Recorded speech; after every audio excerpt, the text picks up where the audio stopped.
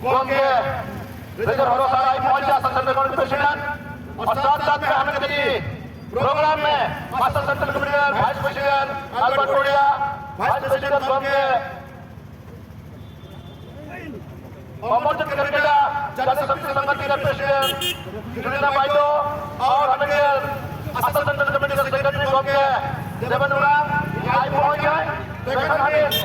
आज के ये प्रोग्राम के हमें शुरू करेंगे आगे हमें के प्रेसिडेंट साहब से पहले कमेंट सुनबो। सोमवार के जोहार हमने